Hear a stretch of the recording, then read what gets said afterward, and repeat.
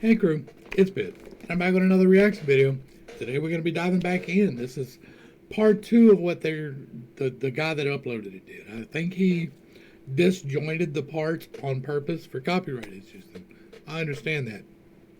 So we're going to check out his part 2, but I think this is actually part of the middle of the video. We're still going to check it out. Let's dig in and check out some more Look at Me.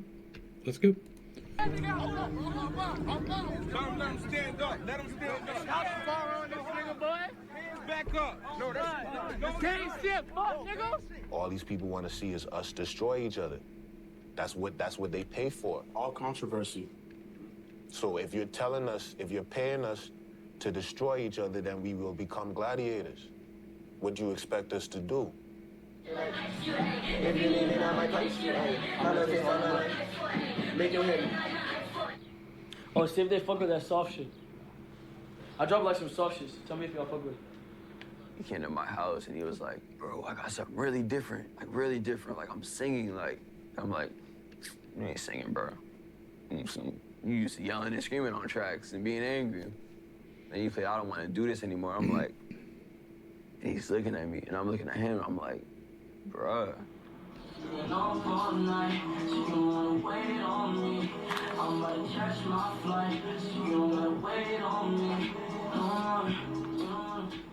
just went from doing this hype rock rap shit to R&B. How did? And after that, I knew he was gonna be great. Once he made that song, I was like, he could do it all now. I don't wanna love myself. I'm praying that y'all love me. He said, I don't want to love myself. I'm praying that y'all love me. There's no definition to my raps. Like, I'm versatile. If you give me the tools to make what the fuck I want, proper studio, proper engineering, even the people that will sit there and take their work very seriously, and like as far as the production, I'll be the greatest artist there possibly is. Really? Literally. The first time I went to one of his Fuck your shirt. shows, I was amazed. There was kids lined up on the side of the stage with their sneakers to get autographs, and I was like, what is this? Is this my child? You know, and it was like a proud moment. No, no, no. No, no, no. No, no, no. I started noticing that X, you know, was getting in his feelings. He was feeling a little lonely. And him being a hopeless romantic, he's like, I need a girlfriend. It's gonna help me focus. It's gonna help me be creative. Because some of the music he was making was, you know, a lot of that R&B love stuff. So I guess he needed something to actually make it real, make it sound real. I met Jose 2014. I was in high school. I met him like online. Look at this fucking hair. I was supposed to be a mystical ass lion and I ended up being a fuck ass human. What the fuck? At 17, I was basically homeless or home hopping. I was always getting like bullied. I was just always on the laptop basically and trying to like make friends online. I'd go on chat rooms and live through there. Look at what we have here. I would just try to keep myself happy through friends. That's sad. Oh, that's sad too. When Jose and I first met, I had cuts on my thigh, like 5 lines, and under that I had the word that said alone. And when he noticed it, he was like, why'd you do that? And I was like, because I felt alone. He was like, oh, me too. Like, I feel like we're the same in that aspect. I just felt like I found my significant other. I felt like I found my soulmate. I said, I want you to cut alone into my arm. So every time you feel as if you're alone, you think of me and you understand you have someone that feels exactly the same. So she cut herself because she felt alone. He cut her to cut him so that he would be on her mind. Depression and obsession don't mix. I was living in a Like, I've done self-harm and mutilation. Like, I've got a brand on this arm that my tattoo covers up. motel. I had my homeboy brand me on a school bus. Didn't even have like a pillow. I was just sleeping on an air mattress with my uncle. So he gave me a pillow at his house and gave me a jacket. It's like he didn't want me to feel like I didn't have anything, even if he had to like sacrifice his own thing. I was like, yo, do you like sleeping alone? She said, no. I said, neither do I. I said, I know that you stay in a motel. So how about I go back to the motel with you and I'll sleep in the lobby? She said, are you serious? Would you do that for me? I said, yeah.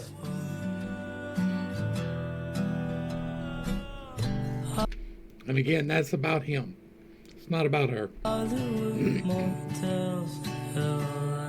Like, that's a power play to get in the nookie. That's what that is. I'm just obsessed with you. It was the only person I had around for a while that I felt relevant to, despite, like, besides my mom. He is all about I, right? I realized that he had a girlfriend, so I basically fell back, and after those 3 days, we didn't hang out. We really didn't have contact either. I didn't hear from her for 2 to 3 years.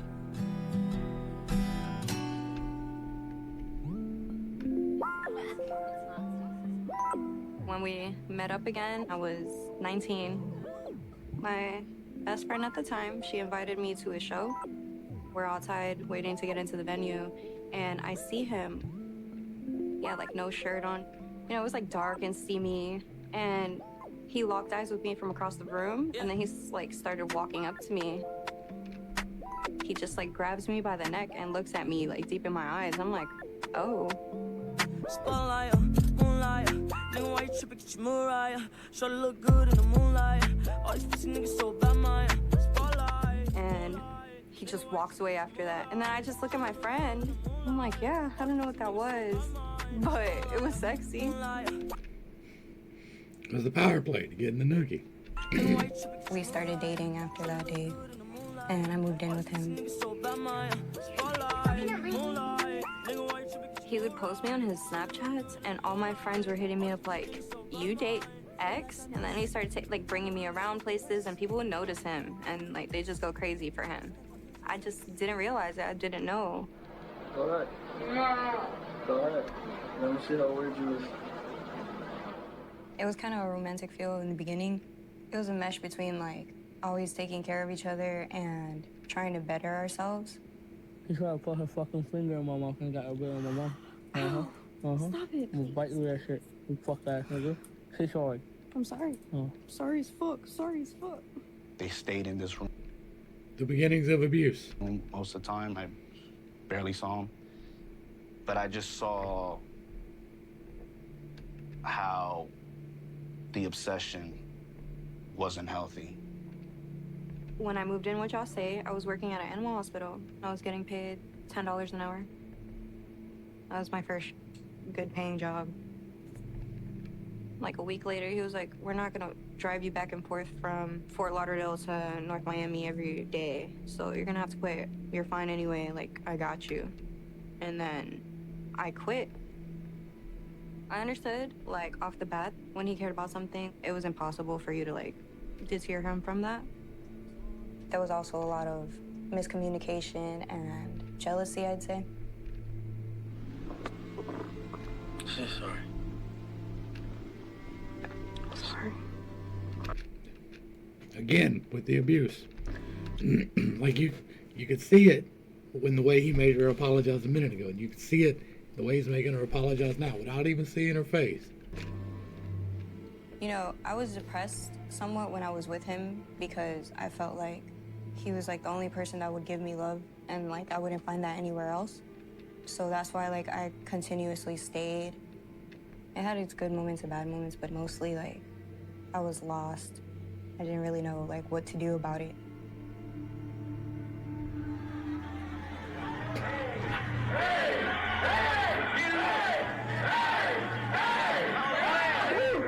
I'm already tired of this. Hey, so we got this new call. We got this new call called RP Roach. Hey man, where's Steve at? Hey Steve! He was kind of buzzing at that point. He was making like underground hits, you know what I mean? And then people start peeping like, oh, he might be the next one up. You feel me? Yeah, I'm tired. Nah. But I'm not gonna lie. I think his mind state was very bad at that point. The thing about Josh, if you weren't that close to him, he didn't really want you to see like his true personality sometimes. So he always, you feel me, throwing a little mask or something to try to hide how he's feeling in the moment. So that's how he was treating me at that time. He was trying to be very calm, you feel me? Yo, what's good? How you doing? But he was in a bad mental state though, I could tell. Yeah.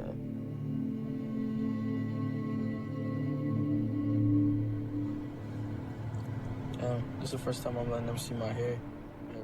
My hair is just a reminder of telling me to fucking relax, basically. It's a reminder of me telling myself that, yo, you are human, and that you are not a god, you are still on the planet Earth, and that you need to remind yourself that karma is a real thing, and whatever you give out, you will get back. That is truth. I knew that something was off. The voices in the head came. He would tell me, like, he would not sleep at night. And he would tell me he hears voices. Literally, he would be like, oh, I took LSD and I talked to a spirit that's a demon and told me information about myself, about how long I'm gonna live, that they're gonna come get him at some point. I really didn't like that shit at that point. Yeah, it was a very dark time. And if I end up getting shot and killed for what the fuck I'm doing, or if I end up getting my ass beat at some point in time, or nigga, if shit get hard on me, it's because I deserve it. That's point blank, period. Everybody will get a death. Everybody will get a death that is deserving. Everybody will get a life that is deserving. Everybody, you will get what the fuck you deserve. Karma. It's a misunderstanding of karma.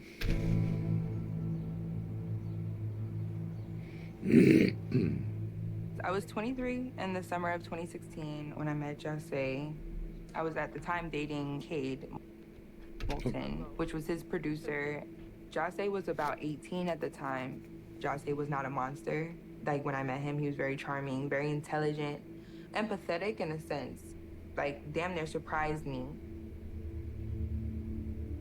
The first day I saw Geneva, when she came out, she was wearing a hoodie. She just wasn't making eye contact with anybody. She'd look up and just, like, go back down. She was literally just a shell of a person. Like, there was just no expression. There was nothing. I felt like her soul was empty at the time. Signs of abuse. One day, Cade cracked a joke in the car. She kind of giggled and laughed. And Jose, like, cut his eyes to her and was like, when we get to the house, go in the room. And I was kind of like, the fuck? Kind of just came clear that he was not happy with her laughing at his joke. They went in the rooms and I could hear them fighting. Eventually you just hear somebody was getting hit. Jose had a bathroom a private bathroom in the room. So you could hear water running. And I'm thinking, okay, maybe they're gonna take a shower or whatever, but no. He was literally drowning her in the tub, like putting her under, and you could hear her screams being muffled by the water and being put up and then being put back under the water. And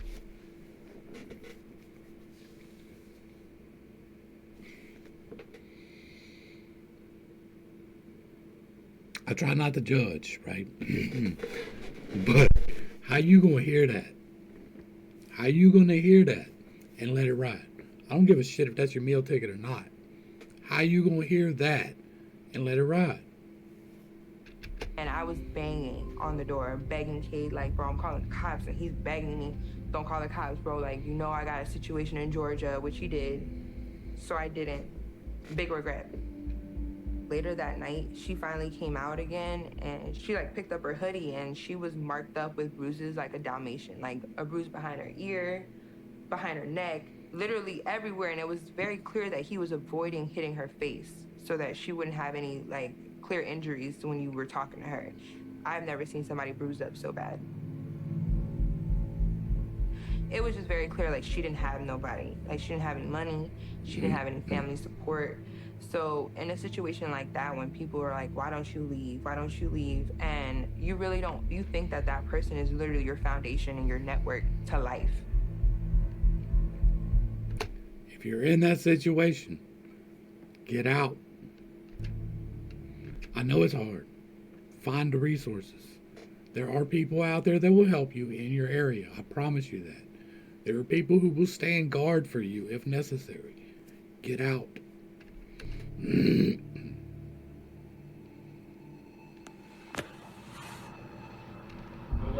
understand. I put my source of happiness in another person, which was a mistake initially, right? But she fell through on every occasion until now. Until I started fucking her up. Now she's scared. That girl is scared for her life, which I understand. You know what I done, people. All of them boys know. She know that. She's seen this shit. So she's scared. She thinks I'm gonna kill her. They all knew That's some bitch shit. what was going on, and they were so caught up in his clout and having his respect, they would never go against what he was saying. It was like the weight of that person, it was zero compared to their potential to make it with Jase. So there was just no incentive to step in. I hate that about our culture. I hate that with every fiber of my being about our culture.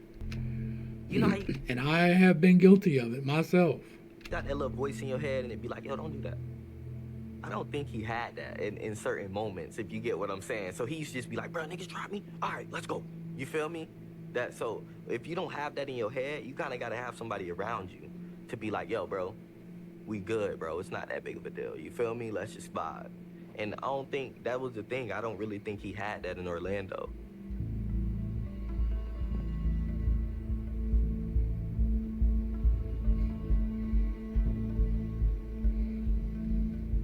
That's not a pattern, huh? Yeah, he was in jail, and I was with a group of his friends. You know, they were like taking care of me and stuff all until he got back. And I ended up cheating on Jase with his homeboy.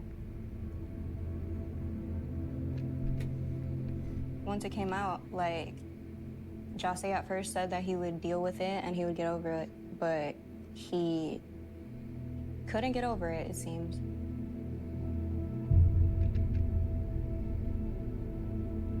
Like, you already know he's crazy. He did come to me and was like, hey, Geneva's pregnant, what do I do? And I couldn't really answer that question. I was like, yeah, just be there for her. That's it, you know? I can't be here, especially now she's pregnant.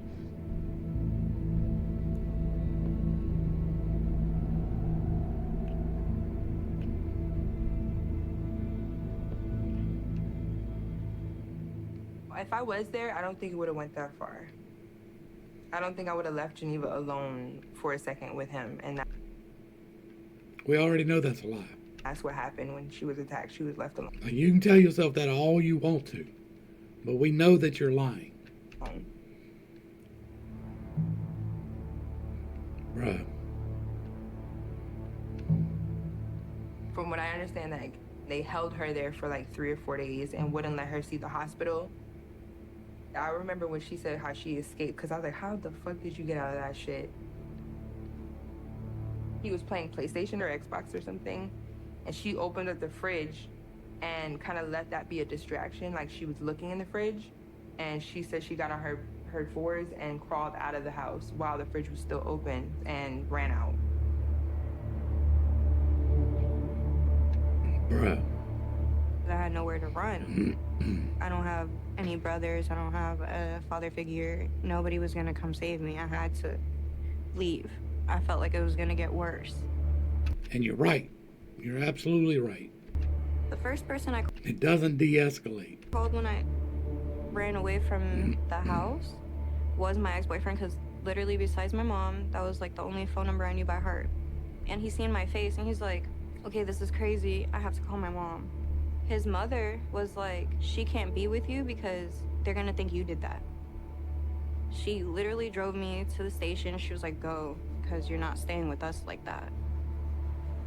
I didn't want nobody to go to jail, but I didn't know what to do. I wasn't aware that that would all like crumble down onto him like that. That is not your fault. That is not your fault. That is the consequences of his own actions.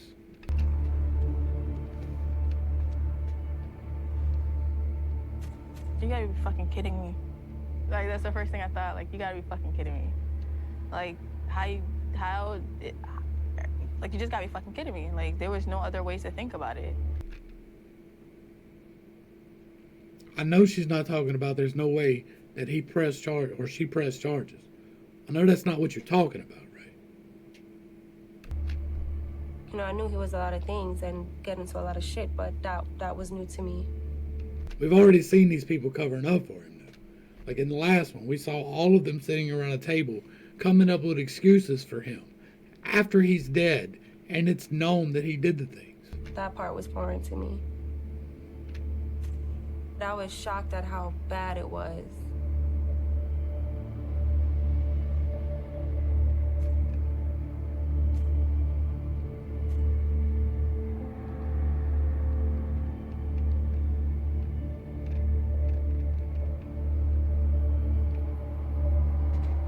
He was already out on bond when that incident happened.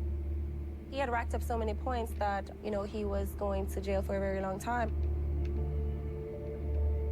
Cleo, in her mind, was like, I'm gonna have to take care of him his whole life because he has a record, tattoos on his face. Like, it was exhausting. Just running, like, not knowing what the next option was for him. Alright, so I'm gonna ask you, Geneva. I need you to speak for yourself. Can you hear me, Geneva? Yeah.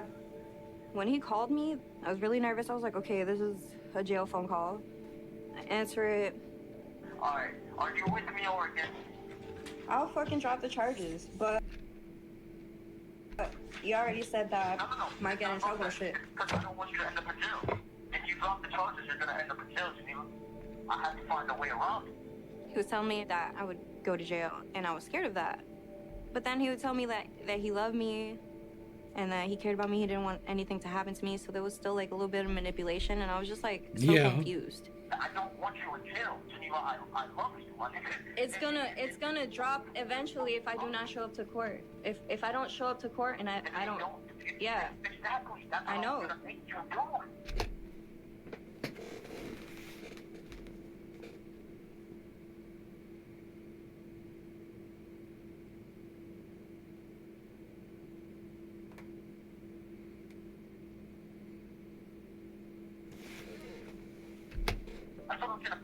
That's what we were gonna do regardless. The What I fact was that he gonna got make in you the do. amount of trouble that he did get into, it was not my intention. I just needed to get away from it. But see, that's what he needed. Like, motherfuckers get mad that you say somebody needs to be in jail, but sometimes motherfuckers need to be in jail. Of course we believe him. We're family. We hate to see one of our own be incarcerated. You know? Especially for an allegation. You know? And I see 4 bitches. That's what I see. he's literally sitting, rotting in jail for an allegation that... Almost a year. That shit felt forever. Everybody was like,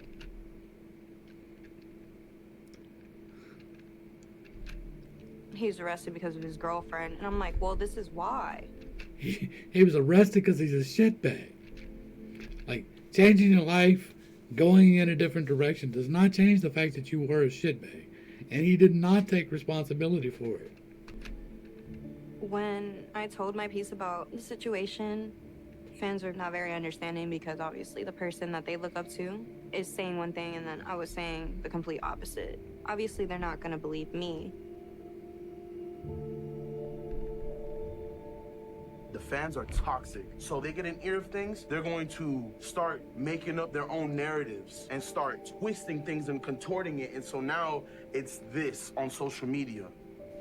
Whether he did it or not, for people to make it public, all that shit brings attention towards him. I want to say we were on Instagram and ASAP Rocky was like, yo, free X, that's the hottest nigga out of Florida right now, right? Free my nigga XXX. I can't wait till he come home. Fuck is you talking about? He the hardest nigga in Florida. I said it. So what? You don't like It would literally became like a hashtag. Like his mugshot went viral. The first image I ever saw of Jose was his mugshot, and it was probably the most polarizing image of an artist I've ever seen in my life. He had tattoos on his face, half blonde, half black hair. He had this stare in his eyes. His eyes almost looked black. His image, it was exciting. Because he got a demon in him. It was polarizing. I knew that people wouldn't forget him because he was the first of his kind. Ay, life bitch, you is your mess. Ayy, can't keep my dick in my pants. Ayy, my bitch don't love me no more. Ayy, she kick me out on life, bro. Unfortunately, we're living in a world where drama and bullshit sells. And That is true. so as bad as that was, it helped to catapult him to the next level because his name was everywhere. And then the Drake beef added to it. And it was the fans who started saying something about Drake stealing this flow. That's how we found out. He was in jail. Because the fans were speaking up before us. Oh yeah. We don't even listen to Drake. Demon just got out of can. I gave my bro an advance. Love is just not in my plan. My life bitch, you is your mess. Ayy, can't keep my dick in my pants. Once the fans started speaking, it all started speaking for itself. People were finding about the music, falling in love with the music. People were finding about the charges, hating him for the charges. Like, he was only getting more famous by the day. Whether you loved it or whether you hated it.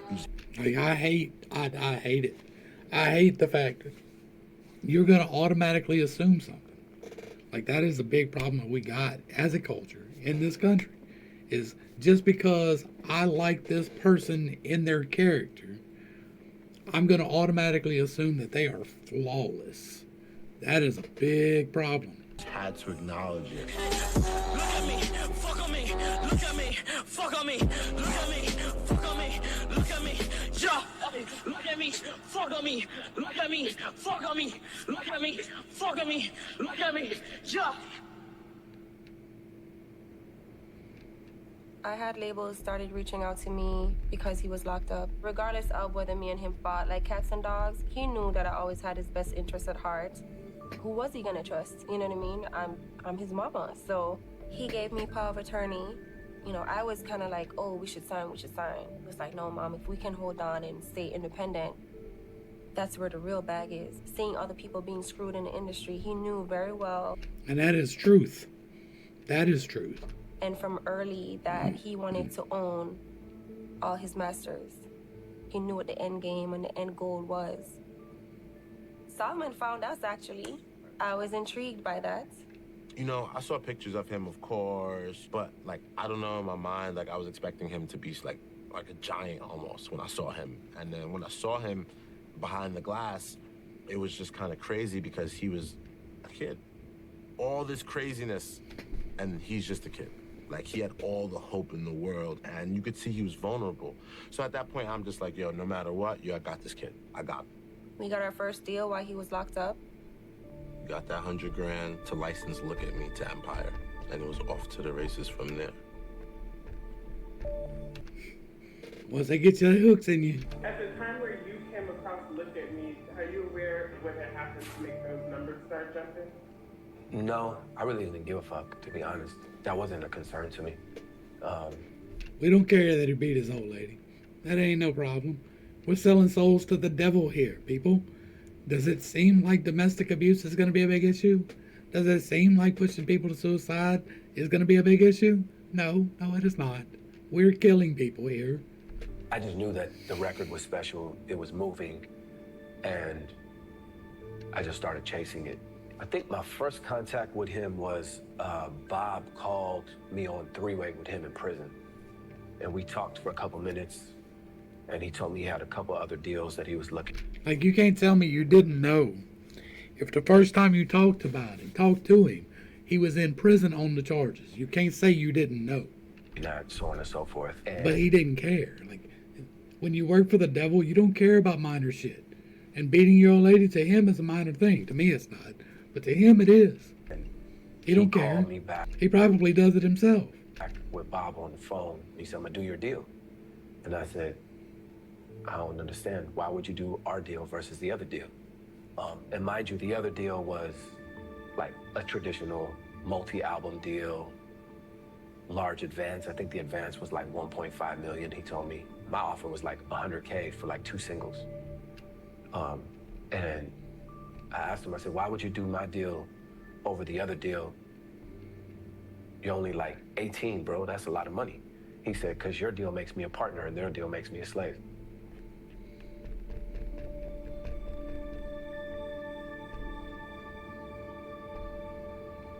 They did no contest, so he didn't take responsibility, right? That's not what no contest is. They're just saying, well, I ain't gonna fight it. It's not the same as saying, yeah, I did it.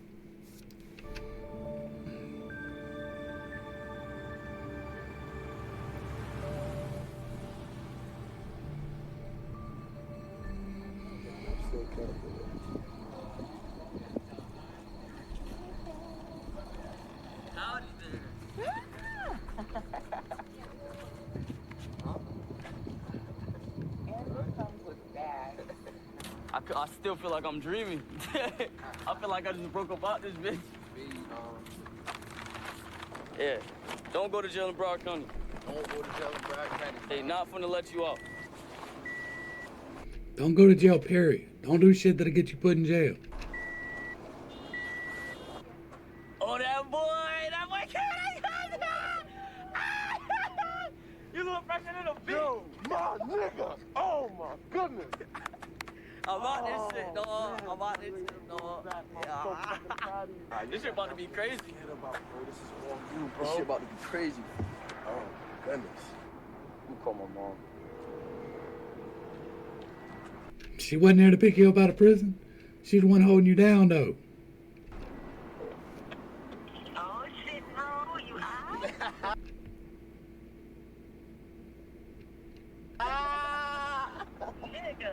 Look, face Don't speak curses on your children. on. Huh? FaceTime. I look awful, baby. Do it. Hi, princess. You look beautiful. What are you talking about? I look horrible. Are you kidding? You look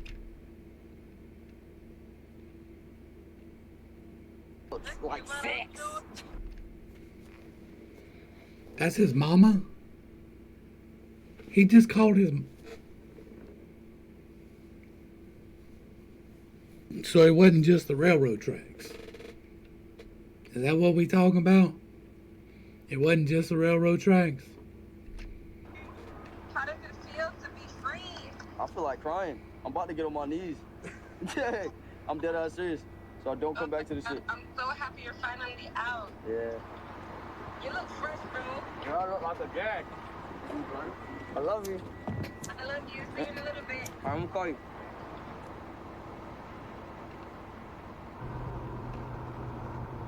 Oh, man. Yo, my fucking name comes up, my nigga. Jose D. Onfroy, better known by his stage name XXXTentacion, is an American hip-hop recording artist from Plantation, Florida. Jesus fucking Christ. Well, that's a lot of fucking followers. Hey, holy shit. Holy shit. Hey, hey, hey. What the fuck? It's working! Taking my dick.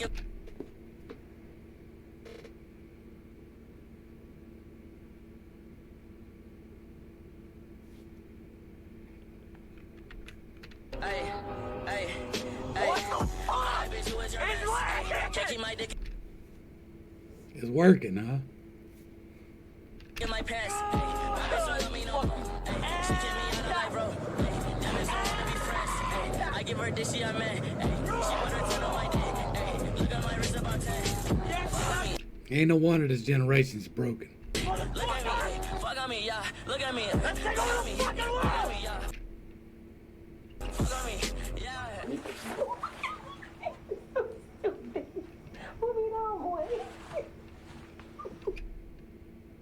Yeah, okay. Yeah, I'm good. I know what that is.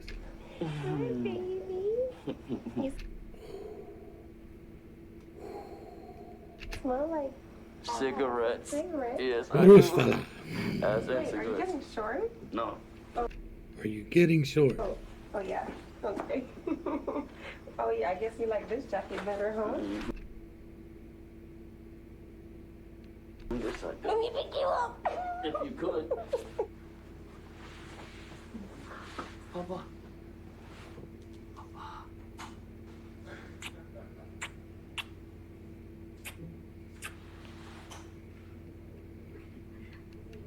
No, I'm gonna let him sleep. Yeah, he's not gonna wake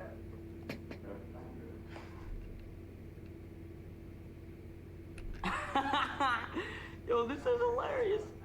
Like, yo, bro, you about to have a #1 record soon. You understand that? You're gonna have a #1 record. You about to have the biggest song in the country very soon. Very soon. So just leave all the BS alone, bro. A really important thing is to ignore her. Ignore her, yeah. Keep away from all that bullshit because it's not worth it. You feel me? Look what you already went through over that. Understood. Look where you going. Facts. For real, look where Oh, he's at yeah. right now. Like, Now it's about your family and about your life, about your career, about you accomplishing everything you ever wanted. That's the only thing that matters, man. Leave everything else in the past, bro, and just make the most out of it. Make your little brother proud, make your mother proud, make your family proud, bro. That's all everybody wants.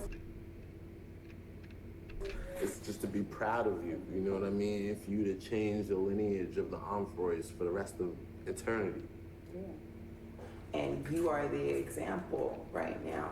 I mean, I'm not saying you're a role model like that, but people are looking at you, and you now have a lot of responsibilities as a grown man. You hear that, Leo? You got a lot of responsibility.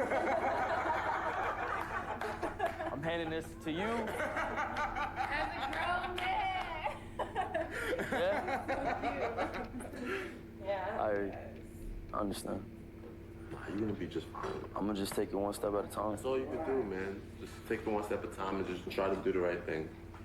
That's all that counts, man.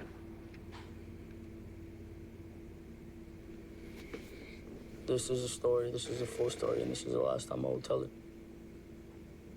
She was already bruised on her face. All while she was staying with me, she was already bruised on her face. Now with the all while she was staying with me. Severe bruising, I don't know how the fucking severe bruising came about, but she had like bruises on the left side of her face when she was at Bruno's. I think she got jumped. That's what I told everybody. Like, yo, she got jumped. You're a fucking liar. Cause the way she.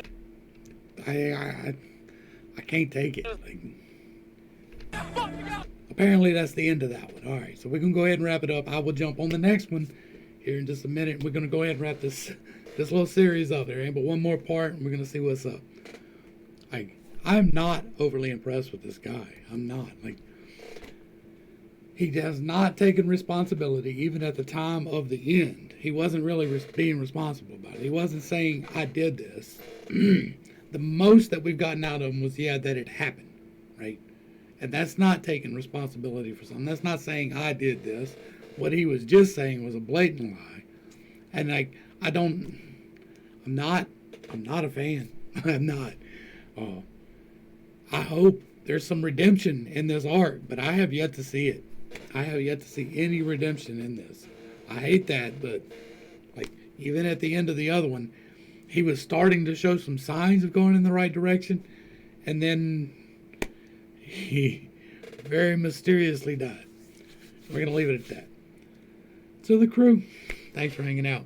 I appreciate every single minute that you are here with me. I am praying for you every single day.